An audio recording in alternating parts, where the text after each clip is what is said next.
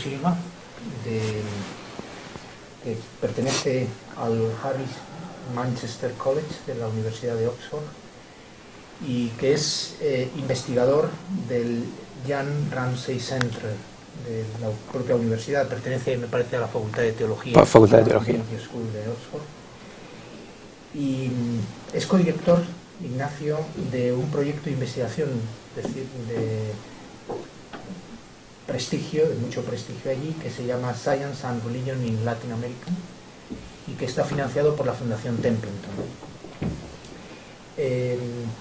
Estamos muy interesados en tenerle aquí y estamos muy agradecidos también porque, como sabéis, muchos de vosotros, el Jan Ramsey Center es un centro de investigación de mucho prestigio y está muy interesado. Por cierto, ahí veo aquí a gente del Purpo de Mente y Cerebro, pues está muy interesado en los últimos años en las relaciones entre la religión y la neurociencia, mejor dicho. Tiene una especie de apartado o de grupo de investigación allí que trabaja en Cognitive Science of Religion, con lo cual es un punto de referencia. Ignacio nos va a hablar en este seminario sobre, por lo que le estamos muy agradecidos, insisto, sobre la providencia divina y la mecánica cuántica. ¿Puede causar Dios? Es el título del seminario. Quería hacer una matización previa, antes de, con tu permiso. Sí, por favor. Como sabéis, los seminarios del CRIF se graban, como estamos viendo ahora mismo, y estos seminarios se graban y se suben o se colocan en la página web de nuestro grupo de investigación de Ciencia, Razón y Fe.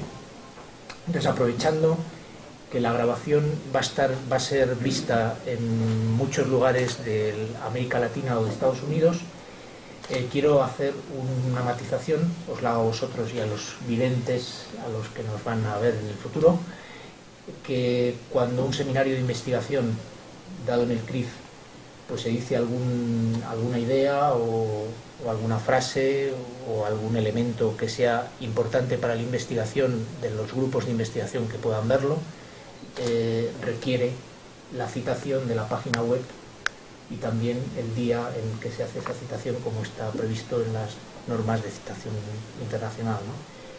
Y sin más, Ignacio, muchísimas gracias por venir y estamos muy encantados de oírte. Bueno, muchas gracias antes que nada por la invitación, por tenerme aquí.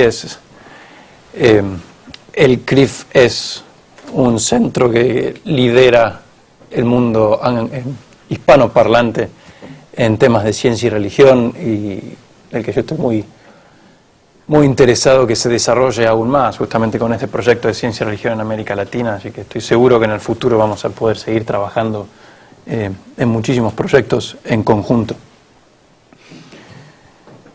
Bien, bueno, sin más, vamos directo al problema, ¿no? Providencia divina y mecánica cuántica. ¿Puede causar Dios?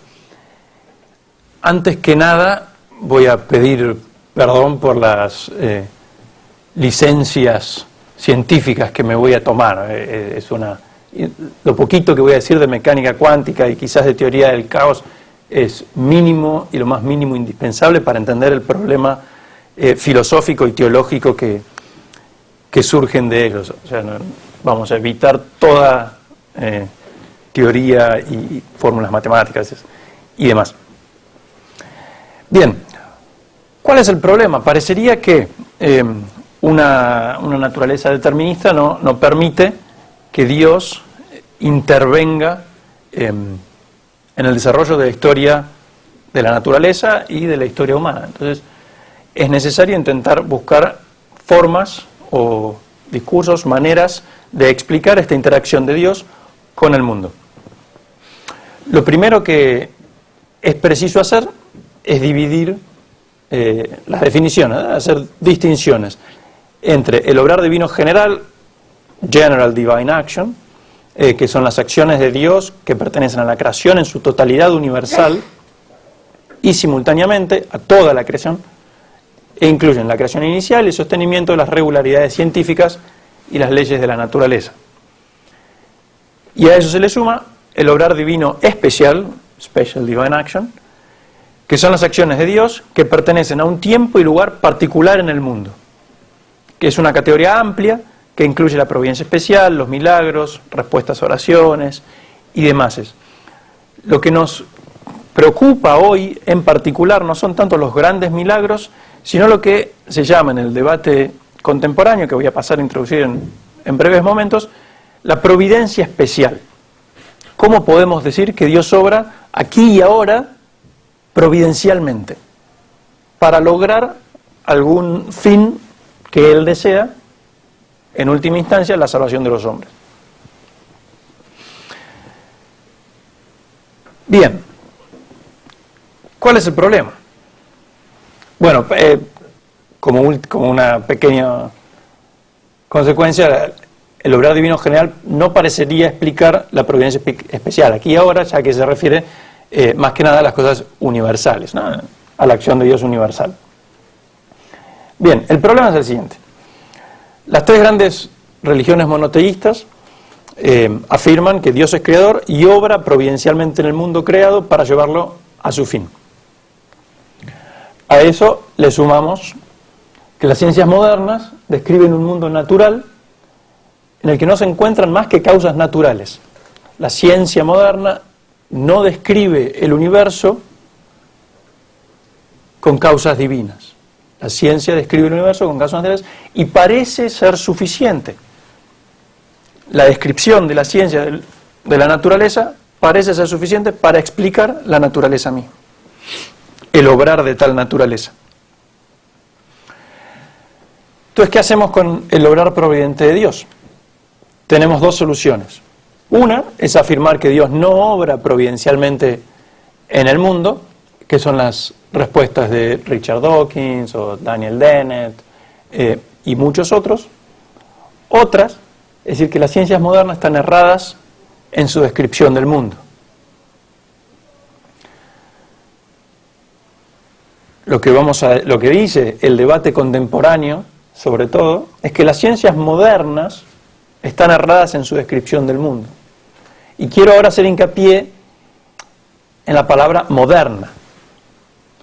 La ciencia moderna, como lo define el debate contemporáneo, es la ciencia newtoniana, la ciencia hasta el siglo XIX, principios del siglo XX.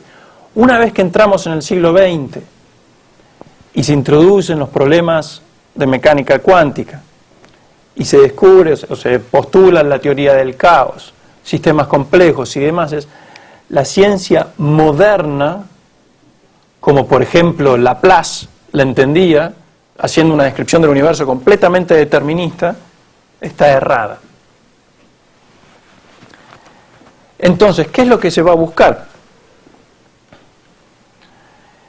En el debate contemporáneo que se llama Scientific Perspectives on Divine Action y que llevó 5 grandes congresos organizados por el Observatorio Vaticano y el CTNS, Center for Theology and Natural Science, en Berkeley, en California. 5 grandes congresos: caos y complejidad, quantum mechanics, neurociencia, biología evolutiva y molecular, quantum cosmology y demás. Lo que se buscó fueron teorías científicas que pudiesen ser interpretadas indeterminísticamente para hallar, en cierto sentido, un lugar metafísico en el que Dios pudiese obrar sin romper las leyes naturales. ¿Sí? A eso se lo llamó NIODA, NIODA, Non-Interventionist Objective Divine Action. Ahora vamos a ver un poquito más. Después de fueron como 20 años de investigación y de debates, Nicholas Saunders escribió ese librito, Divine Action and Modern Science, en el 2002, que es muy interesante porque se opone a todo este debate. Dice, como está ahora el debate, no soluciona nada. Por eso me parece importante tenerlo en cuenta. Y después de ese salió una suerte de colección culminadora, conclusiva, que es 20 años de desafíos y progresos, ¿no? Esas son la bibliografía básica, yo creo, para adentrarse en en este problema, en este debate. Y lo importante es que buscaban perspectivas científicas, como dice el título, que pudiesen iluminar el problema de la acción divina. Bien. Muy poquito sobre mecánica cuántica, supongo que todos están familiarizados con el experimento de la doble rendija. En la primera figura, si tiramos pelotitas a través de una rendija, podemos esperar en la pantalla una línea. Si abrimos otra rendija y tiramos pelotitas, podemos encontrar dos líneas, y es lo que pasa si lo hacemos con bolitas, canicas, creo que le dicen aquí a las bolitas, ¿no? De donde vengo, mejor de no decir de dónde vengo, le dicen bolitas. No es un buen día. Muy bien, ahora, ¿qué pasa? Cuando hacemos esto con partículas subatómicas o moléculas pequeñas, no obtenemos las dos rendijas que se esperan o que ocurren en sistemas macroscópicos, sino que obtenemos varias líneas, que es lo que pasa en un sistema de ondas, ¿no? Por ejemplo, cuando tiramos una piedra en una gran pileta, ¿no? Y ponemos dos rendijas, eso es el sistema, cómo se comporta el sistema. Entonces, lo que parecería decir es que la realidad subatómica no se comporta como partículas, sino más bien como ondas, una suerte de partícula-onda, ¿no? Esto depende de la interpretación que hacemos. El problema viene cuando agregamos un instrumento para medir. Cuando miramos por dónde pasa el electrón, o la partícula que estemos mandando, el resultado es de nuevo como se esperaba en un sistema macroscópico. Entonces, ¿qué pasa? Bueno, lo que se dice es lo siguiente, ¿no? La evolución en el tiempo de un sistema, no estado, sistema, del estado, sí, de un sistema físico, según los principios de la mecánica cuántica, alterna entre dos procesos. Una evolución lineal, que es la evolución de Schrödinger, representada por la flecha U, que es continua y es determinística, y un estado de reducción, que es discontinuo y probabilístico, que está representado por la letra R, que es cuando uno mira, ¿sí? Entonces, a muy grandes rasgos, muy grandes trazos, tenemos la evolución del sistema cuántico, que es determinística, pero hay un proceso dentro de esa evolución, que es cuando se mide el sistema, o cuando ese sistema interacciona con algún otro sistema, en el que los valores de esa evolución determinística colapsan, ¿sí? Ese colapso se llama colapso de la función de onda. Dentro de todos los posibles valores que el sistema puede tomar, de cuál de las rendijas puede haber pasado el electrón, cuando uno mira, el sistema colapsa a uno solo, y por eso es que tenemos el resultado final. Bien, y eso es todo lo que vamos a decir de mecánica cuántica. Este señor Robert Russell es el gran ideólogo de todo el proyecto Scientific Perspectives on Divine Action, y es el que propuso este Non-Interventionist Objective Divine Action. Es el que propuso buscar las teorías científicas en donde pudiésemos localizar este obrar especial de Dios. Entonces dice, el obrar especial de Dios es no intervencionista cuando lleva a cabo eventos que van más allá de los descriptos por las leyes de la naturaleza, sin contravenir ni desmentirlas, porque la causalidad natural eficiente descripta por esas leyes es creada por Dios ex nihilo, para ser causa, y esto es importante, insuficiente para llevar a cabo tales eventos. El sistema en sí mismo es causa insuficiente del futuro.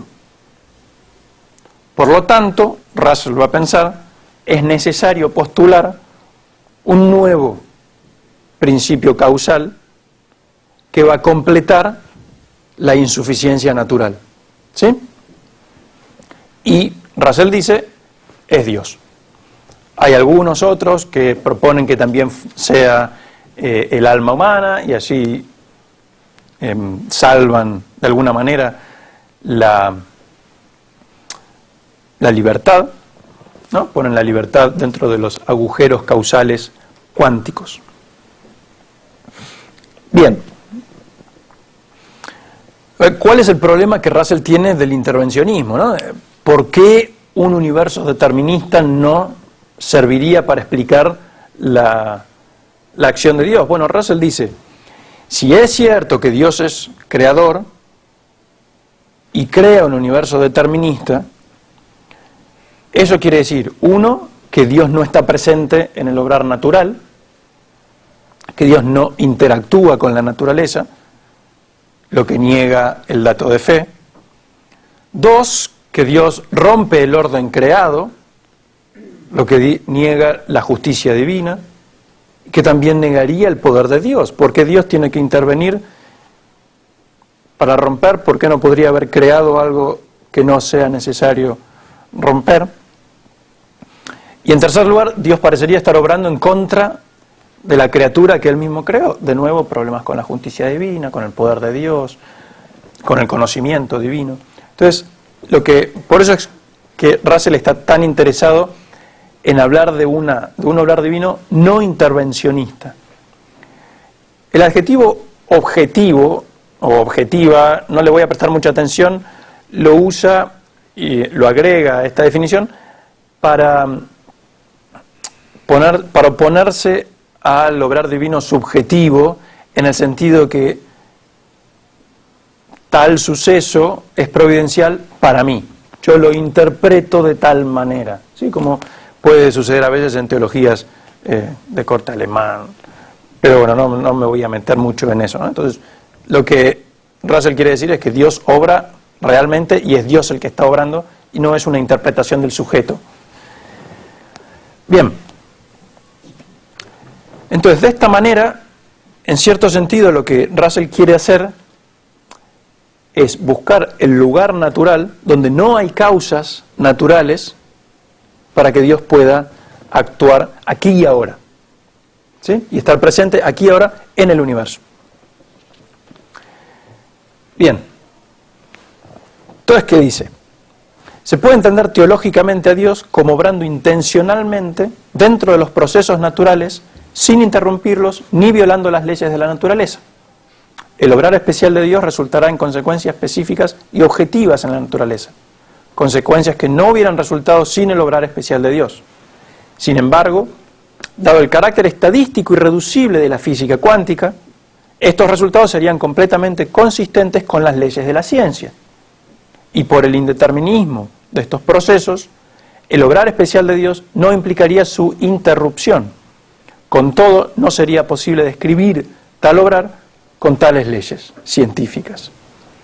Entonces, lo que Russell está proponiendo, más que nada, es, cuando uno observa por qué rendija va a pasar el electrón, uno no sabe por qué rendija va a pasar, ¿sí? El sistema, según las leyes de la mecánica cuántica, colapsa en uno u otro estadísticamente, de acuerdo a las leyes estadísticas, pero colapsa y no hay causa suficiente para explicar que haya colapsado por el izquierdo o por el derecho. La causa suficiente para que vaya por el izquierdo o por el derecho es Dios. Dios decide que pase por aquí o que pase por allá, ¿sí? Ahora, como la ley científica, la mecánica cuántica misma, la teoría, dice que el sistema es naturalmente indeterminista, no describe el obrar de Dios, ¿sí? Dios queda oculto a la teoría científica, que es algo que Russell quiere salvar también. Russell quiere decir que Dios no obra como las causas naturales, no es una causa natural más. ¿Qué es lo que yo voy a decir que no logra hacer? Bien, pasemos a una segunda hipótesis. Yo sé que en el título dije mecánica cuántica, pero después me resultó interesante también presentar un segundo caso dentro de este gran proyecto, que es el de John Polkinghorne, que es este buen señor, que se toma no tanto de la mecánica cuántica, sino de la teoría del caos. Lo que Polkinghorne dice es que el mundo de la ciencia moderna no es el mundo real. De nuevo, ciencia moderna como ciencia del siglo XVII a XIX, ¿sí? El universo no es una máquina, no es un relojito de engranajes que funciona, sino que más bien un sistema complejo, lleno de indeterminaciones y con un futuro abierto, incierto. Y dos grandes ejemplos de esta descripción del universo son la mecánica cuántica y la teoría del caos. Lo que dice en contra de Russell es que la mecánica cuántica no podría ser un lugar para explicar el obrar de Dios especial, simplemente porque Dios no tiene el sistema cuántico no tiene la capacidad de potenciarse lo suficiente como para generar un efecto macroscópico relevante a la salvación del hombre, que es el fin último que Dios busca en cada obrar providente. Uno de los problemas es que para que supongamos que hay una gran sequía, entonces todos nos ponemos a rezar para que llueva, porque es bueno que llueva, porque necesitamos los cultivos. Para que Dios lograse tal efecto, necesitaría haber movido electrones unos cuantos de miles de años antes. Entonces no tiene mucho sentido rezar ahora. ¿Sí? Ese es uno de los problemas con los que se ponen esta gente. Como podrán ver, está todo propuesto mucho en términos anglosajones, y yo lo que intento es mostrar un poco más de metafísica, pero bueno, veremos eso en momentos. Entonces lo que dice es, bueno, tenemos que mirar la teoría del caos, porque la teoría del caos se refiere a sistemas macroscópicos, complejos, ¿sí? Estos sistemas complejos dependen mucho de las condiciones iniciales, que el más mínimo cambio en ellas, en las condiciones iniciales, hará que el sistema evolucione en formas completamente diversas. Las posibilidades para la evolución del sistema están contenidas dentro de ciertos límites, por lo que no es una pura aleatoriedad o caos, sino que es más una imagen de aleatoriedad estructurada, un desorden ordenado, ¿sí? Lo que interpreta Polkinghorne de la teoría del caos. Entonces, sí, estos sistemas caóticos, no importa qué camino tome la evolución del sistema, pues la energía es la misma. Entonces, de nuevo, supongamos un gran sistema, puede ir para allá, puede ir para allá. La energía involucrada en uno u otro camino, evolución del sistema, es la misma. Por lo tanto, dice, necesitamos, de nuevo, otro principio que explique por qué va por este camino o por aquel camino, porque el desarrollo va por aquí o va por allá. Y dice, estos nuevos principios no son energéticos, porque la energía no varía, sino que son informáticos. Y son principios causales top-down, ¿no? De arriba hacia abajo. Y lo que hacen es inducir o introducir información activa al sistema. Esa información no es energética y esa información es la que determina, en última instancia, qué camino va a tomar la evolución, el desarrollo del sistema. ¿Qué dice Polkinghorne? Bueno, el principio causal de introducción de información activa, en última instancia, es Dios. En general, todo principio causal natural trabaja energética e informáticamente. Dios introduce información activa sin energía. ¿Sí? Entonces, de esa manera, de nuevo, salva el que Dios no sea considerado una causa natural más. Dios no obra como toda causa natural, Dios no obra informática y energéticamente, sino que Dios obra únicamente informáticamente. Bien. Ahora bien, Polkinghorne es un caso especial porque tiene un desarrollo en su mismo pensamiento. Lo que les acabo de explicar es la primera etapa del pensamiento de Polkinghorne, que es Dios obra solo informáticamente. Alrededor del 2000, 2001, Polkinghorne empezó a contemplar las ideas de Jürgen Moltmann sobre la kenosis. entendiendo la idea de kenosis de una manera bastante extrema, Polkinghorne termina diciendo, afirmando en el 2002, que Dios no solo obra informáticamente, sino que Dios también obra energéticamente. Dios no solamente introduce energía en los sistemas, sino que introduce, información, sino que también introduce energía. Moltmann habla de la kenosis, o la autoeliminación, del poder divino, de la eternidad divina y del conocimiento divino, a lo que Polkinghorne le agrega una cuarta autoeliminación de la diferencia causal con la criatura. Entonces, el problema de Polkinghorne es, si seguimos pensando a Dios como el Dios que está por sobre todo, Dios es un tirano que guía y hace lo que quiere con su universo. Pero la revelación nos dice que Dios no es un tirano, sino que es un Dios de amor. Por lo tanto, ese Dios de amor se rebaja a sí mismo y obra a la misma manera que la criatura. Polkinghorne tiene, esta etapa le duró poco, unos 3 o 4 años, tiene otra nueva etapa, ya en el 2007, 2008, en la que, cuando todo el gran proyecto Scientific Perspectives on Divine Action ya estaba terminando, en la que habla más de experimentos mentales. La teoría de que Dios trabajaba con los electrones, la teoría de que Dios introducía información con o sin energía, eran experimentos mentales, a la manera del gato de Schrödinger, ¿sí? Deben saber, ¿no?, que Polkinghorne empezó siendo físico, fue uno de los descubridores de los quarks, y después tornó hacia la teología, movió hacia la teología. Casi pierde su fellowship en la Royal Society, pero al final no, se le enojaron.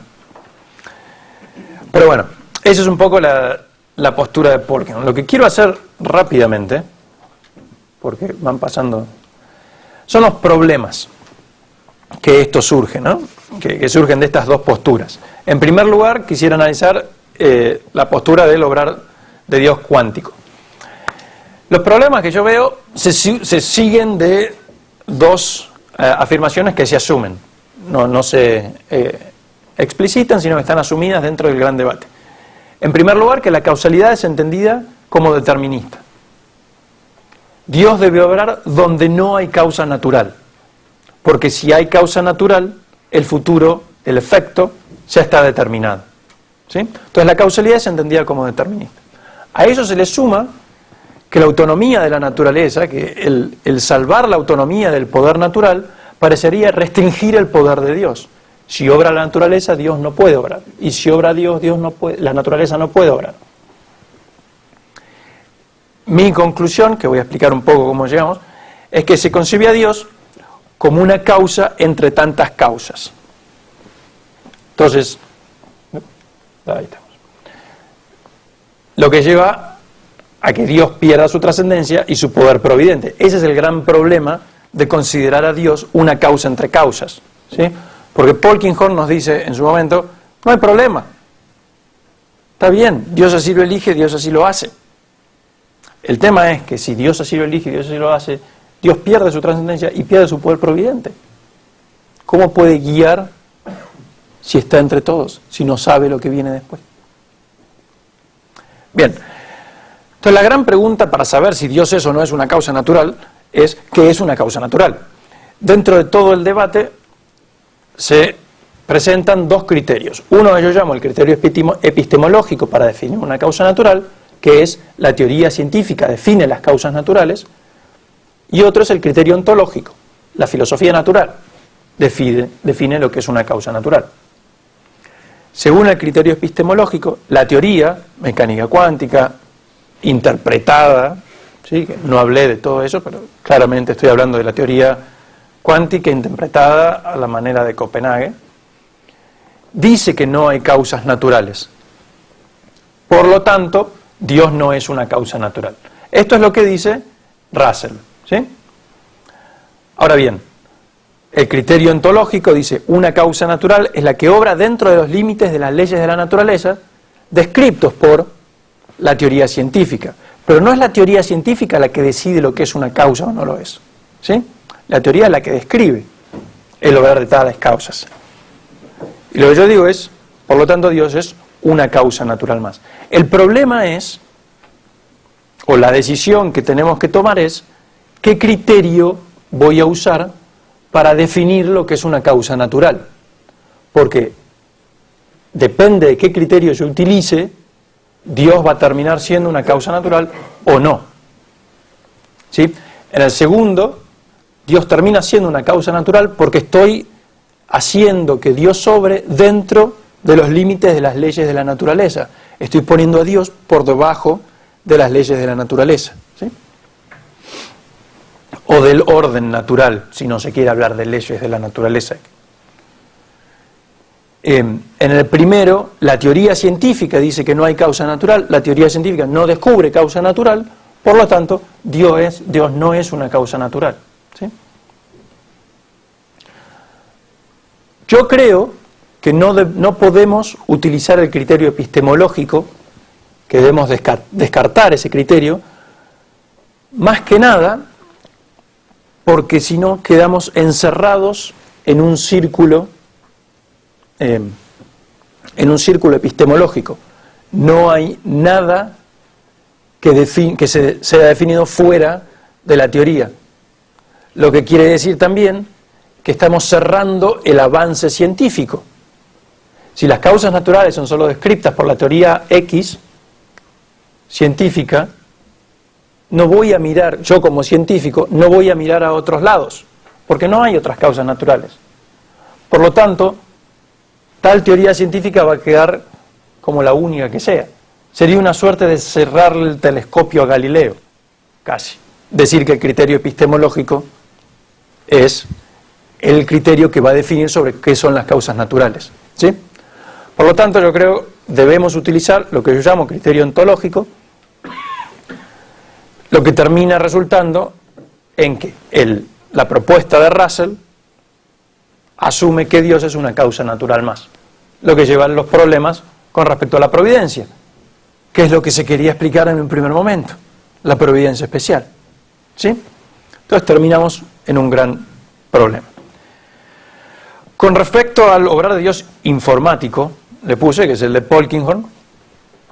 Polkinghorne dice explícitamente, solo existe la causalidad energética e informacional, y no dice, solo la causalidad natural es energética e informacional. La causalidad es energética e informacional. Por lo tanto, la causalidad es entendida unívocamente, ¿sí?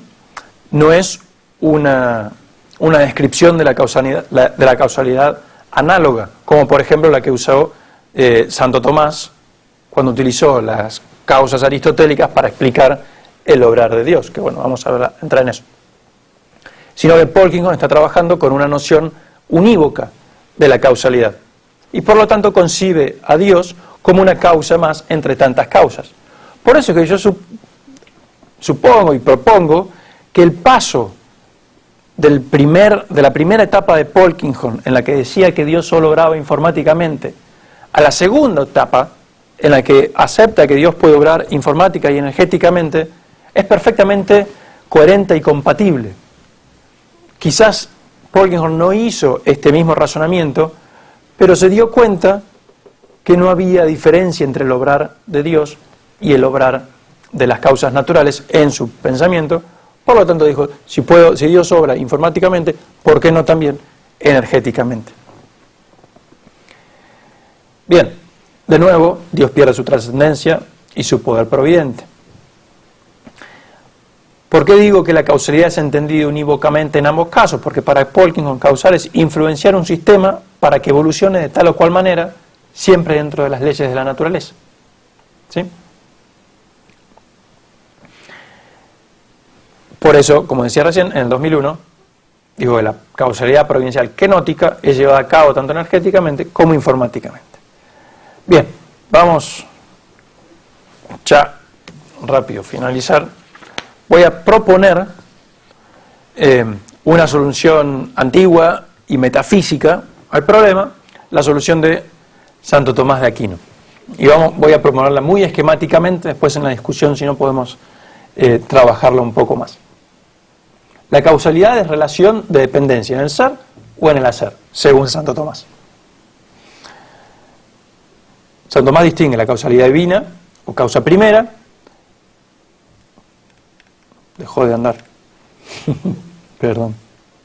A ver, ahí está. Que es según el ser. Y la causalidad creada de las causas segundas, que es según las formas.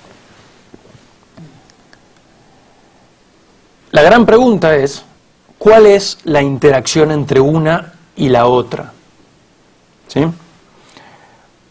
En todo este gran debate, Scientific Perspectives on Divine Action, por supuesto se ha propuesto muchas veces estudiar a Santo Tomás para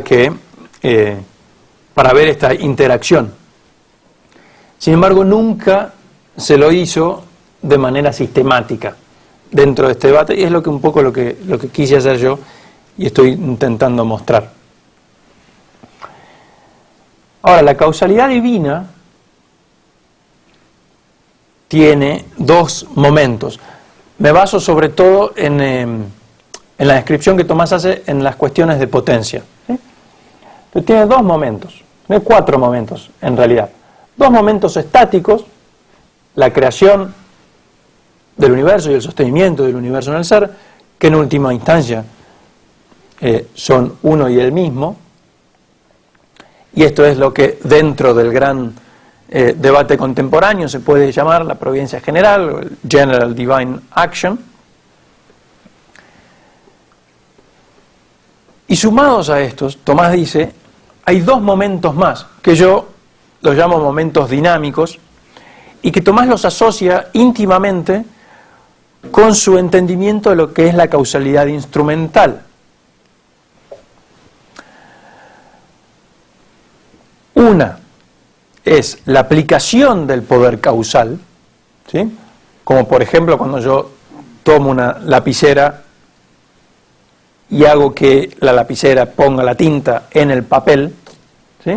La lapicera en sí misma tiene el poder para poner la tinta, pero necesita que alguien la aplique, o un cuchillo cortando un pedazo de carne, o el ejemplo de Tomás, un hacha cortando un pedazo de madera.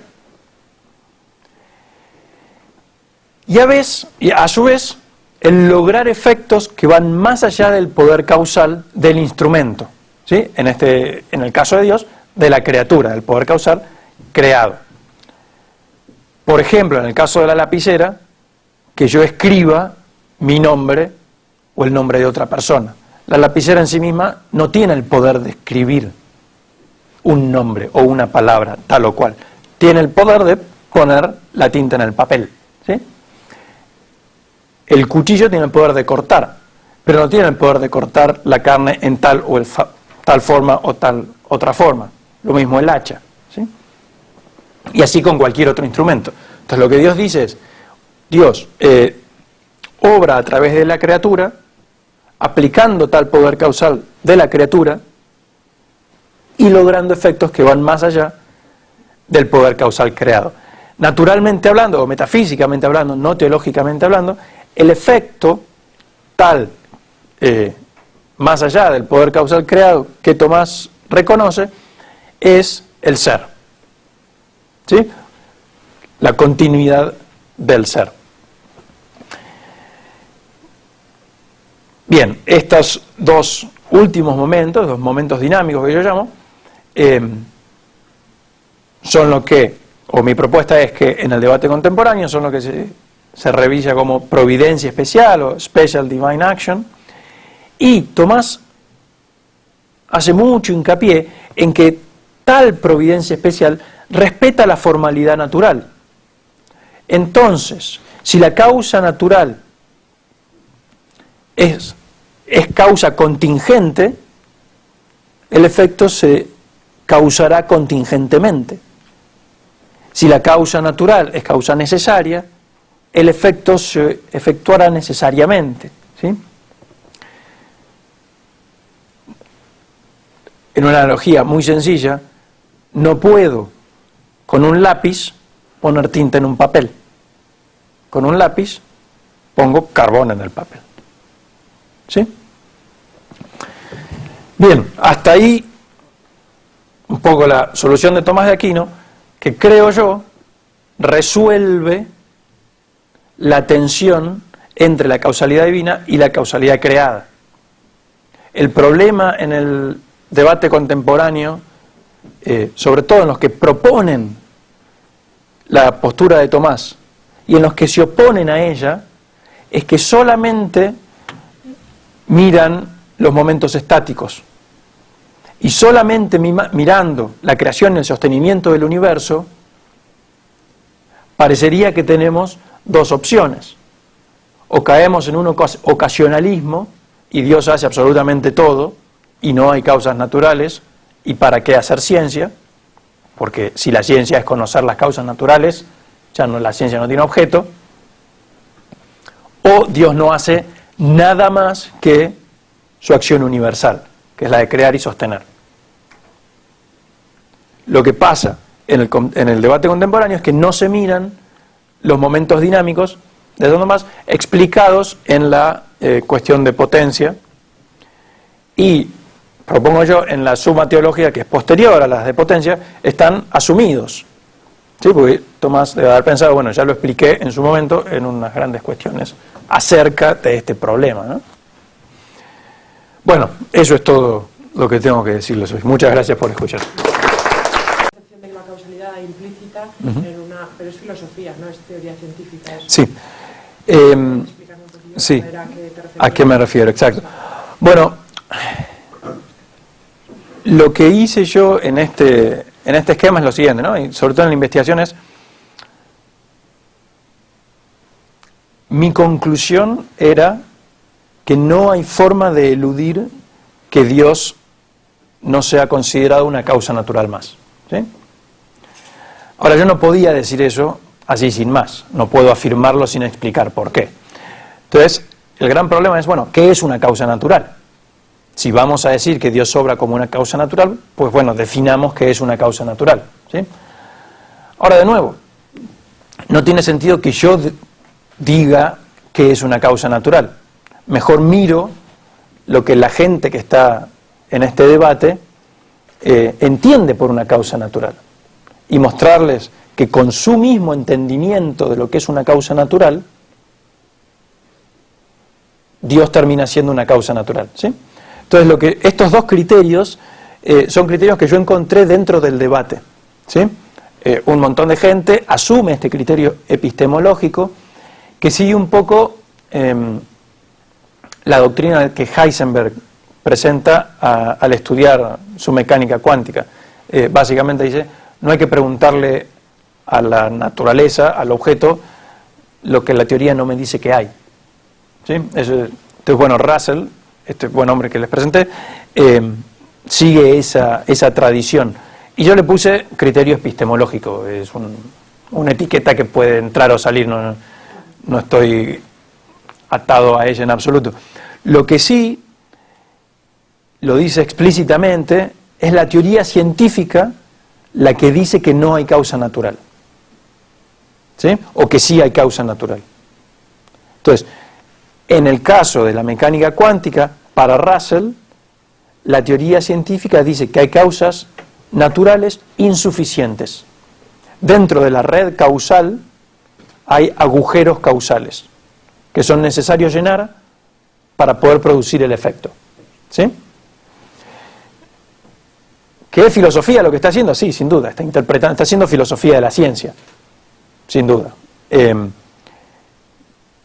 Pero él lo dice explícitamente, es la teoría científica, o si querés una interpretación de tal teoría, la que define qué es una causa natural. ¿Sí?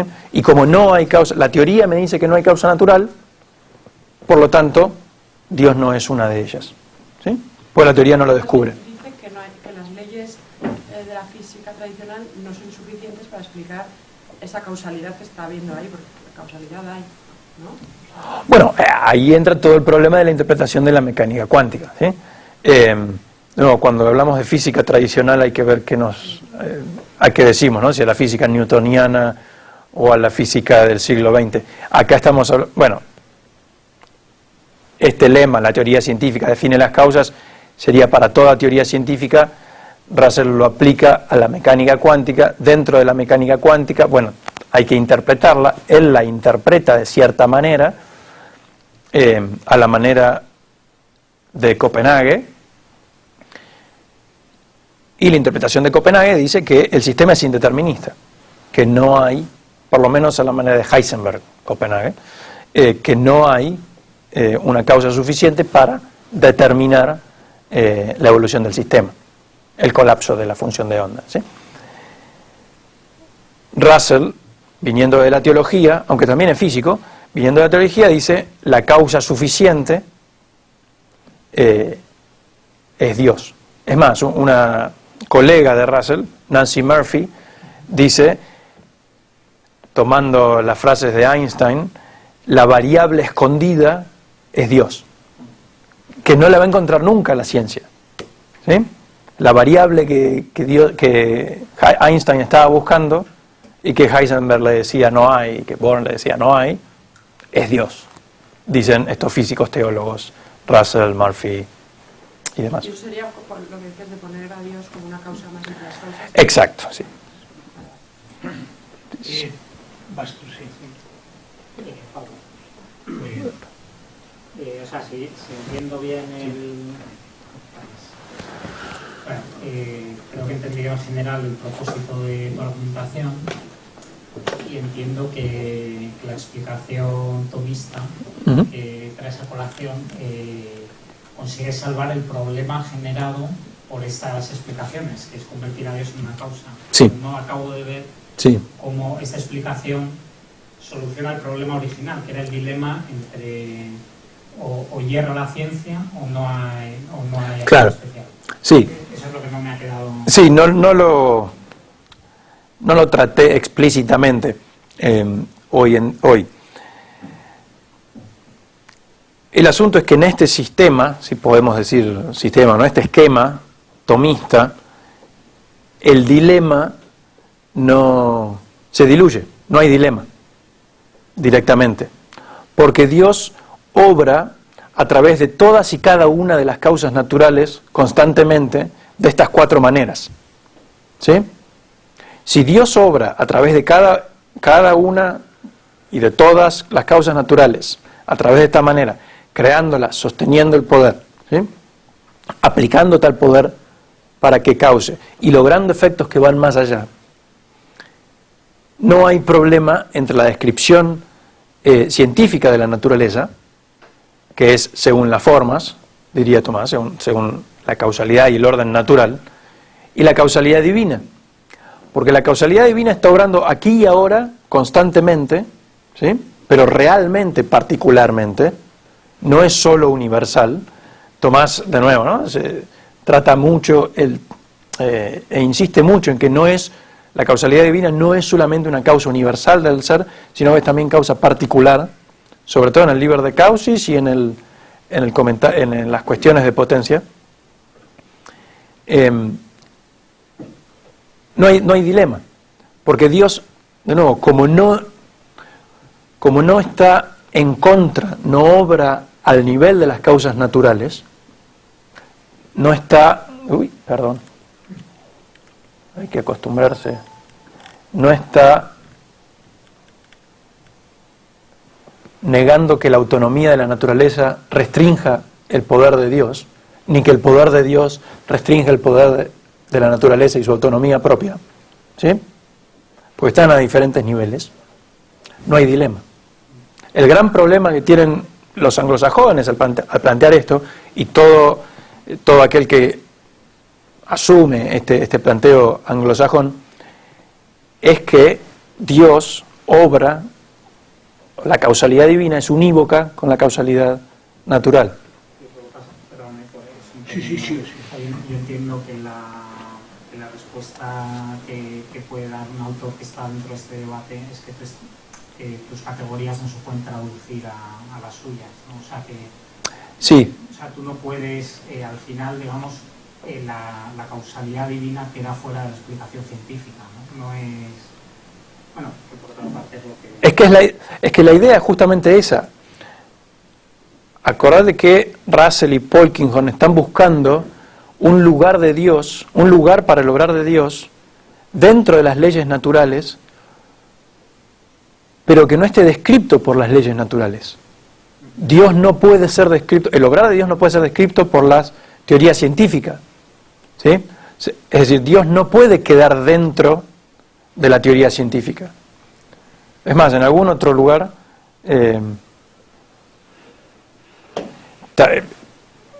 propuse que si seguimos a Russell hasta el final, hasta el fondo, Dios termina siendo un término teórico de la mecánica cuántica. Para la propuesta de Russell, para que funcione, sería necesario que Dios fuese un término teórico de la mecánica cuántica. Que cualquier físico va a acertar, ¿qué es eso? Me estás poniendo a Dios en la física, no. ¿Sí? De nuevo, ahí empujé bastante el argumento, pero ¿qué es lo que todos buscan? Que Dios no sea una causa natural, que no esté metido en la naturaleza, en la teoría científica, pero que Dios esté metido en la naturaleza. Esas tres cosas solo las logra el esquema de Tomás. Los otros me parece que no lo logran. Pues Ignacio, muy bien.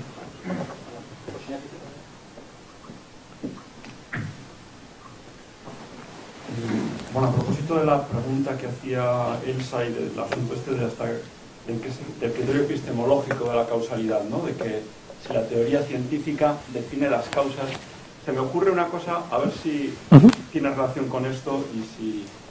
Porque, claro, veo que la física dentro de la que se están moviendo estos autores, por supuesto la física moderna, digamos, que si por algo se diferencia es porque se concentra más que en la búsqueda de causas, que no digo que no le interesen las causas, en la enunciación de leyes, ¿no? O sea que la física newtoniana lo que busca son las leyes. Lo que pasa es que, por así decir, o sea, claro, hay que distinguir, me parece, lo que consigue Newton y la filosofía natural de Newton, que de alguna manera es como un postulado, o sea, ese determinismo es como un postulado para conseguir que esto de las leyes pues sea el modo de conocer. Por así decir, eliminar el recurso a causas una detrás de otra, sí, y sustituirlas por un conocimiento por el que puedes predecir lo que va a ocurrir, ¿no? Esa sería la ganancia de lo que hace Newton, sí, frente a la filosofía natural tradicional, ¿no? Entonces, pero hay un sentido entonces en el que sí que la teoría produce causas, o sea, o define causas, por ejemplo, o las inventa, ¿no? Entonces, ¿qué es lo que ocurre, digo, de una manera muy sencilla, lo que ocurre con la fuerza de la gravedad en Newton, ¿no? O sea, tú lo que tienes son una serie de eventos y tú tienes unas magnitudes que puedes correlacionar.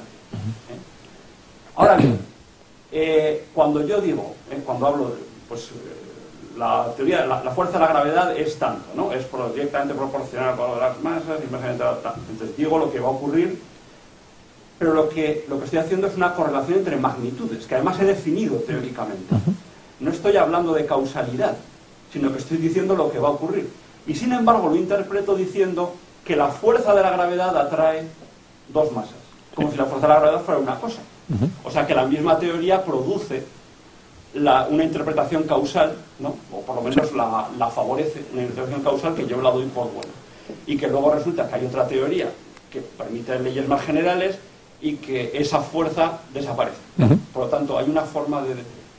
Entonces, claro, cuando estamos hablando de cómo interviene Dios en la naturaleza, entonces ellos están entendiendo las causas en ese sentido, en el sentido en el que las crean las teorías científicas, o digamos, bueno, y hasta qué punto lo que dice Tomás de Aquino escapa de esa interpretación. Okay, es decir, es independiente de cualquier teoría científica para definir qué es una causalidad. No sé si con esto queda claro lo que... El punto de Tomás. Sí, el punto de Tomás dice, bueno, y lo que dice Tomás de Aquino serviría para definir la causalidad independientemente del modo en el que aparece la causalidad según una teoría científica. Creo que entendí. A ver, varios comentarios al respecto. En primer lugar, en este debate hace falta, o hizo falta, por lástima no hubo, muchísima más filosofía de la ciencia del siglo XX. Ningún filósofo de la ciencia se metió a debatir qué es causa. Y si lo hicieron, Russell ya tenía su idea armada, ¿sí? Es decir, hay muchos de los autores que buscan ampliar el concepto de causalidad, ¿sí? Hay muchos que buscan volver a las 4 causas aristotélicas, hay muchos que proponen causalidades top-down, bottom-up, same level, micro-macro, macro-micro, meso. O sea, buscan muchísimos tipos distintos de causalidades. Pero lo que a mí me parece, lo que yo logro intuir, es que de cierta manera todas terminan siendo entendidas a la manera de una causa eficiente, con el concepto de causa eficiente casi del siglo XVII y XVIII. Porque es que es muy difícil. Sí. O sea, no es consistente teóricamente esa noción de causa, ¿no? Claro. Entonces se mantuvo una noción, hasta quizás un cierto ingenua, de lo que es una causa. Y se la concibe unívocamente. Ese es el gran problema. Causalidad, el concepto de causalidad es unívoco, ¿sí? Por eso, aún todos estos diversos tipos de causalidades, todos tienen que causar de la misma manera, ¿sí? Y no hay, que yo sepa, que yo haya encontrado, una sistematización de todas estas diversas opiniones que las junte y muestre por qué una y otra son análogas entre sí, ¿sí? En general son presentadas como opuestas entre sí. Entonces sí, yo creo que el problema es ese, y por eso es que la teoría científica es la que define qué es y qué no es una causa natural.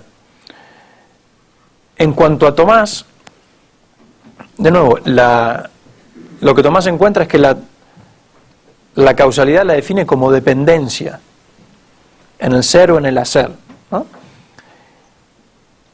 Y esa definición tan general de causalidad le da mucho espacio para maniobrar, ¿sí? Entonces puede haber muchos tipos de dependencias. Puede haber una dependencia material, puede haber una dependencia estructural o formal, ¿sí? Puede haber una dependencia final, puede haber una dependencia eficiente, ¿sí? Claramente el esquema que puse es referido a la causalidad eficiente de Dios, porque en última instancia es decir, me centré en la causalidad eficiente de Dios porque es lo que motiva el gran debate general, ¿sí? Hay un dominico, Michael Dodds, que estamos todos esperando que salga el libro de Michael Dodds, en el que analiza el mismo debate que analizo yo desde las perspectivas final y formal, no tanto eficiente, que es como lo hice yo con el uso de la causalidad instrumental, la analogía de causalidad instrumental. Por eso me parece que sí, que las definiciones de Tomás escapan a la ciencia natural empírica. En primer lugar, porque no había ciencia natural empírica en su momento, en el siglo XIII. Muy bien. Tenemos que, porque hay bastantes preguntas todavía. Profesor, sí, López Barajas. Bueno, yo creo que se oye, ¿no? Hola. Sí, Yo creo que se oye, ¿no? Utilízalo para que te graben bien. Sí, ¿se oye? No, iba a decir que lo primero que felicitarle porque me ha parecido interesantísima su exposición. Gracias. Y además muy valiente y además un camino precioso para recorrer, sobre el que yo he aprendido mucho. Gracias. Y no tengo mucho que decir sobre ello, pero sí voy a decir algunas nociones que han surgido al hilo de su discurso, ¿no? Uh-huh. Bueno, lo primero que el modelo que se utiliza en la ciencia es el modelo hipotético deductivo experimental, y que tiene tres finalidades claras: maximizar la varianza sistemática primaria, minimizar la varianza de error y controlar la varianza sistemática secundaria. Y a uno le puede parecer bien o mal esa forma de determinar la ciencia o hacer teoría, pero eso es un lugar común. Y por tanto nosotros hemos de para entendernos, podemos discrepar, ¿verdad? Pero la comunidad científica funciona por esa vía. La segunda cuestión, que es la reflexión en voz alta también, es respecto del tema de causa, ¿no? Yo suelo hablar de causa, del determinismo, ¿verdad? A veces yo creo que se confunde cuando se habla de Newton, ¿no? Es muy propio desde la orilla filosófica decir que la relación es estática, y tal, entonces se descalifica la ciencia moderna. No, la relación puede ser estática o puede ser dinámica, y sigue siendo relación, y también es un lugar común. Es decir, lo que la ciencia pretende es la explicación, establecer relaciones de causa-efecto. Otra cosa es la dificultad o la complejidad de la misma, ¿no? Y por tanto, yo pienso que no se puede asociar la mecánica, se puede describir diciendo que es estática hasta Newton, ¿verdad? Y después que es dinámica, ¿verdad? Pero en realidad yo creo que tanto en la física hasta Newton como después, en realidad sigue habiendo se está buscando una relación que existe en esa complejidad o en ese caos, porque yo cuando he estudiado la teoría del caos, de poco que he estudiado, no soy físico, y me he acercado, pues veo que lo que están buscando y se ha determinado es las relaciones que existen, es decir, dentro de eso que llamamos caos, ¿verdad? Por tanto, yo creo que también conviene en la discusión nuestra no confundir lo que es la epistemología, lo que es la relatividad neoseológica, que hace referencia a la metodología, que uno puede estar de acuerdo, ¿no?, en que metodología tal, no confundirla, repito, creo yo que ayuda a no confundir esa relatividad neoseológica con la relatividad cuando se habla en el campo de la física moderna. Porque yo he leído autores de cierto prestigio, ¿no?, en el campo de la física, y dicen que no debería hablarse de relatividad de la física, sino todo lo contrario, de lo absoluto, porque hasta cuando se describe el tema del paso de los electrones, ¿verdad?, en ese afán de medir tiempo y espacio, lo que también se observa más allá del problema que ha planteado, que me ha parecido interesantísimo, pero también lo que se observa es que hay irregularidad en esas proyecciones que se hacen, ¿verdad? Por tanto, sigue existiendo ahí un cierto orden, que estamos intentando averiguar.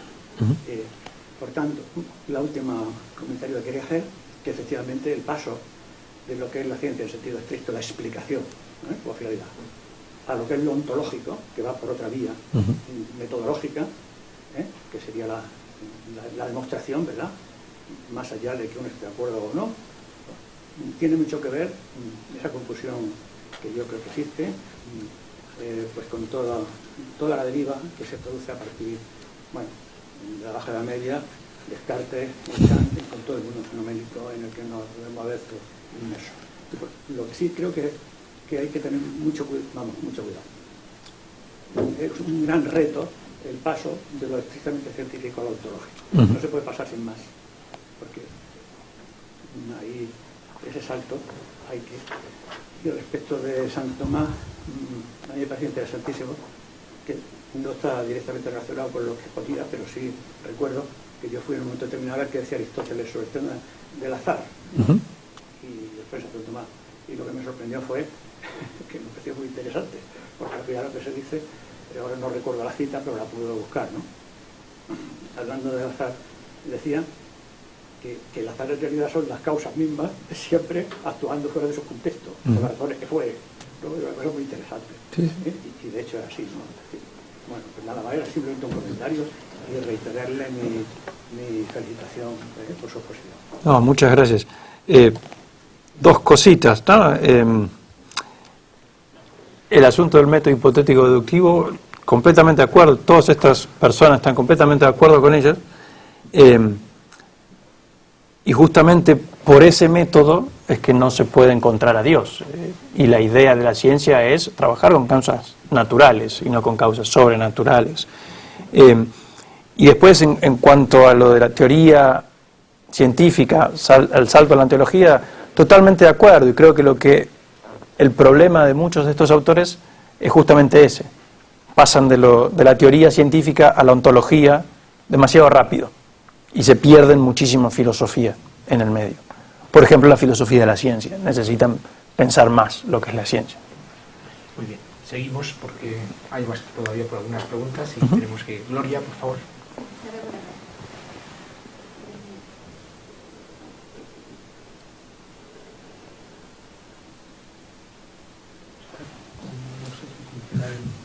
Ahí va.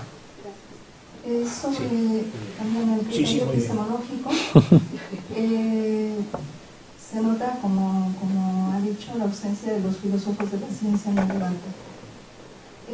Entonces, es una pequeña observación. Gracias en primer lugar por ayudarnos a enterarnos más de toda esta discusión. Me parece que el argumento que se dio para rechazar el criterio epistemológico fue que impedía el avance de la ciencia. Uno de los, sí. Entonces, el tema que ha quedado claro ahora en la discusión es que el tipo de causa que presupone la física y otras ciencias es la causa eficiente. La propuesta atomista que se ha defendido toma también la línea de la causa eficiente. Entonces, yo creo que es un poco débil el argumento de rechazar por la causa, el tipo de causalidad que se presupone el criterio epistemológico. Porque además los científicos tienen de su parte un argumento pragmático que es, mira cuánto hemos avanzado y cuánto ha avanzado la técnica con todo lo que nosotros tenemos. Sí. Gracias, sí. Bueno, en primer lugar, es importante resaltar que lo que Santo Tomás entendía por la causalidad eficiente es algo completamente distinto de lo que se entendió desde el siglo XVII, cuando nació la ciencia moderna, y en lo que se entiende en los círculos, por ejemplo, de este debate, pero sobre todo en los círculos científicos, lo que es una causa eficiente. La causalidad eficiente de la Edad Media, tomista, por ejemplo, era muchísimo más rica. Incluía la noción de causalidad material, causalidad final, causalidad formal. ¿Sí? La causa eficiente desde el siglo XVII en adelante eliminó las descripciones de las causas, de las otras tres causas: material, eficiente, material, formal y final. ¿Sí? Entonces, me parece que el afirmar que porque los dos trabajan con causa eficiente, entonces el argumento se debilita, bueno, habría que entrar a considerar qué entiende cada uno por causa eficiente, que no, estamos un poco cortos de tiempo. Pero eso, por un lugar. Y la segunda parte se me perdió. No, pero tenía otro comentario. Bueno, después si no, si se me ocurre, te aviso, sí. Perdón, se me escapó de la cabeza. El argumento pragmático, muchas gracias. Sí, es decir, es verdad, es todo el problema del realismo científico. Yo no quiero decir que la ciencia no sea realista, que la ciencia no descubra causas. ¿Sí? Me parece que no, que sí, la ciencia tiene hasta cierto sentido el poder de descubrir causas reales. Pero una cosa es descubrir una causa, otra cosa es definir lo que una causa natural es, que es el criterio epistemológico que es el que usa Russell. ¿Sí? Y por otro lado, digo hasta cierto punto, porque por ejemplo, tenemos la teoría astronómica de Ptolomeo. Por 2000 años guió perfectamente a los navegantes a través con las estrellas. 2000 años. No tenemos ninguna otra teoría que haya durado tanto. Y sin embargo hoy ya la hemos completamente rechazado. Salvo algún que otro que anda dando vueltas por ahí, ¿no? pero sí, es un claro ejemplo de una teoría científica que duró muchísimos años, que tuvo grandes avances tecnológicos, ¿sí? Hace unos meses han tenido al doctor Karman hablando de mecanismos de Antikythera, los astrolabios islámicos del siglo IX en adelante, los astrolabios del cristianismo, que fueron maravillosos, los relojes de los siglos XV y XVI, hasta que Copérnico dijo, quizás Ptolomeo no tiene razón. ¿Sí? O sea, también una teoría de descripción de la naturaleza, si queremos podemos decir teoría científica, 2000 años, con avances tecnológicos, no tantos como los de ahora, pero... Entonces, hasta cierto punto sí, pero hay que ver hasta qué punto. Y ahí es donde tenemos que entrar en el debate del realismo científico, que es un debate interesantísimo también, que también falta un poquito en todo este debate teológico. Para seguir, que estamos siendo ejemplares en el tiempo, las dos últimas preguntas, una es el profesor Sánchez Cañizares y después el profesor Enrique. Sí, yo voy a hacer un comentario y luego una pregunta. El comentario es al hilo de la cuestión de la ciencia. Claro, la ciencia la respetamos y nos sirve no simplemente por lo que avanzamos, lo que nos hace avanzar, sino también porque nos ayuda a simplificar. Una teoría científica tiene éxito porque simplifica el marco conceptual. Antes el profesor Murillo decía, bueno, claro, la cuestión de la fuerza, de la gravedad, o si quieres, las leyes de Newton, hay una cierta circularidad en todas esas definiciones. Lo que pasa es que alcanzas un sistema conceptual más simple, más profundo, y luego que también te sirve a la hora de predecir, ¿no? En ese sentido, para la ciencia es muy importante poder discernir y rechazar, quitar causas. Es decir, claro, yo me planteaba cuando uno está comparando Santo Tomás de Aquino con estos pensadores, es que en el fondo estamos en dos teorías del conocimiento, dos modos del conocimiento bastante distintos. Porque uno lo que están buscando es dónde puedo quitar, es decir, puedo asegurar que aquí no hay una causa natural, o puedo quitar que... Es el modo de pensar típico de la ciencia, que es el rechazar cosas que influencian, que intervienen precisamente para ir ciñendo la teoría, ¿no? Y en ese sentido, pues la ciencia se hace refutando hipótesis, en el sentido popperiano, la falsabilidad.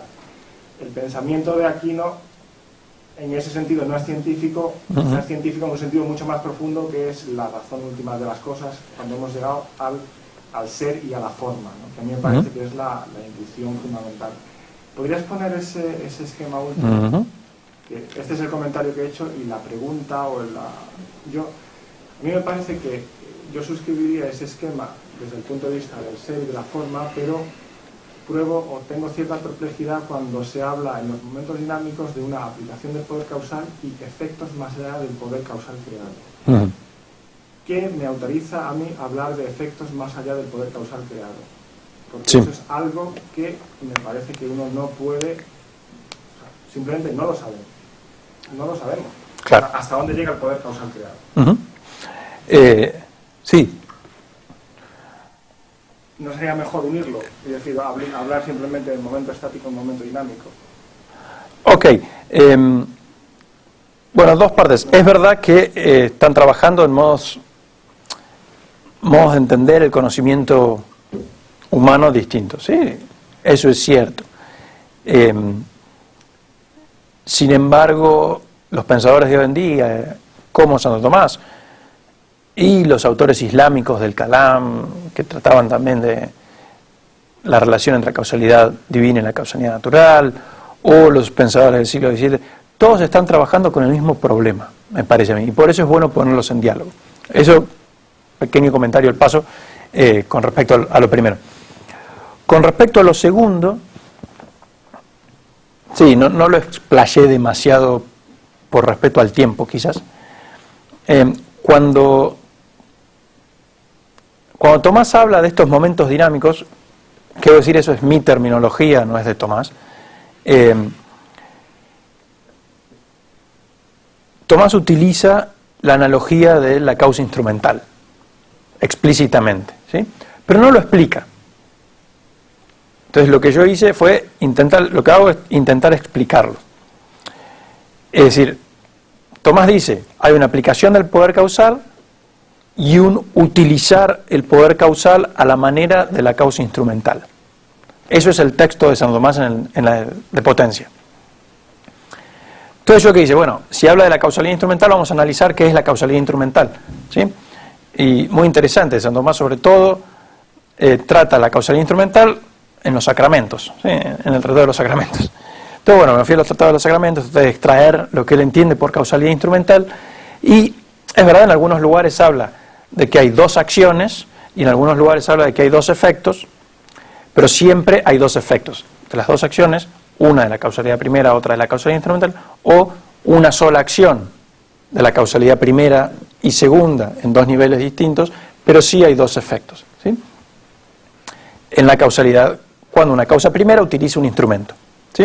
Es lo que yo intenté explicar cuando dije que el cuchillo tiene el poder de cortar, ¿sí? Es el poder natural o artificial, si uno quiere, del cuchillo, pero no tiene el poder de cortar de tal y cual forma, ¿sí? No tiene el poder de hacer tal escultura en madera, ¿no? O cortar no sé, un bife de chorizo de tal o cual forma, ¿sí? Estamos cerca del mediodía. Entonces, a eso es a lo que Tomás se refiere cuando habla de que el segundo efecto va más allá del poder causal, ¿sí? Entonces yo me pregunté, bueno, ¿qué es el efecto que logra siempre que va más allá del poder causal natural? ¿Sí? En un nivel metafísico, no teológico, porque después podemos también analizarlo teológicamente. En un nivel metafísico, la causa natural, la causa segunda, no puede causar el ser, ¿sí? Sin embargo, siempre que la causa natural, la causa segunda, obra, resulta un ser, ¿sí? Entonces, mi interpretación de Tomás, que sé que es bastante, puede ser conflictiva, ¿sí? Controvertida, es que la creación continúa, el sostenimiento, si querés, a través de la acción natural de las causas segundas, ¿sí? Y ese es el efecto más allá del poder causal creador, metafísicamente hablando. Ahora, si planteamos la cuestión teológica, Tomás muy rápido habla de qué pasa con las causas que causan contingentemente. Bueno, el efecto está indeterminado en tal causa, ¿sí? En la causa contingente. Y el efecto, según Tomás, puede seguir la intención de la causa primera, ¿sí? Un proyecto futuro para el año que viene, si quiero, o el año siguiente, es investigar cómo eso puede iluminar, cómo esa doctrina puede iluminar una discusión teológica de la teoría de la evolución. Cómo de causas puramente contingentes, ¿sí? De mutaciones puramente accidentales o azarosas, Dios puede igualmente guiar la evolución de las especies. ¿O no? De nuevo, es una gran pregunta, ¿no? Que no me he metido todavía. Pero metafísicamente hablando, el efecto más allá del poder causal creado es el ser que continúa. ¿Sí? Tenemos que pasar ya a la Sí, última pregunta. Perfecto. Intentaré ser muy breve a la hora de exponerla, y es que la aplicación a modo de ejemplo de los momentos dinámicos como causalidad instrumental hace inviable esta aplicación al servicio. Okay. No puedes explicar la libertad a partir de la instrumentalidad. Okay. Entonces, todo el momento dinámico hay que confrontarlo con el problema antropológico de la libertad. Sin duda. Y de ese modo aparece de nuevo el problema noseológico. El verdadero problema que hay aquí debajo es cómo el ser humano es capaz de conocer dos cosas que son la misma a diferentes niveles, resumiendo, ¿no? Y entonces, claro, esto... ¿Puedes hablar un poquito más alto? Más, así se me oye. Ahí está, perfecto. Lo siento. Entonces, Es que lo que estás diciendo es muy interesante. el problema es cómo se puede conocer la aplicación del poder causal y que si, bueno, los efectos, ha hablado antes Javier, pero esto no se puede hacer sin la consideración de las otras causas. Es decir, no es posible un momento dinámico sin forma, y no es posible, y la forma no la pone, bueno, puedes decir que la pone solo la criatura, pero sin finalidad las formas no van a ningún sitio. No hay, en este sentido, la evolución de Polkinghorne es razonable porque una información sin energía, eso es pensamiento, pero no es realidad. Sí. Bueno, varios temas, y voy a tratar de ser breve. En cuanto a... ¿Qué espera el bistec? Sí, en cuanto a la evolución de Polkinghorne, el gran problema que tiene John Polkinghorne es que va en contra del principio de conservación de la energía universal. Si Dios de golpe mete energía, más energía, y él es un físico bastante importante, entonces yo creo que se dio cuenta de eso y cambió rápido su discurso. En cuanto a cómo conocer estos momentos dinámicos de la causalidad primera, es importante ver que los momentos dinámicos son de la causalidad primera, no de la causalidad segunda. Son la manera que la causalidad primera se relaciona con la causalidad segunda. La forma de conocerlos no es científicamente, no es mediante teorías científicas. Eso es una de las cosas que yo asumo desde el primer momento, ¿no? Entonces es un conocimiento metafísico que no lo convence.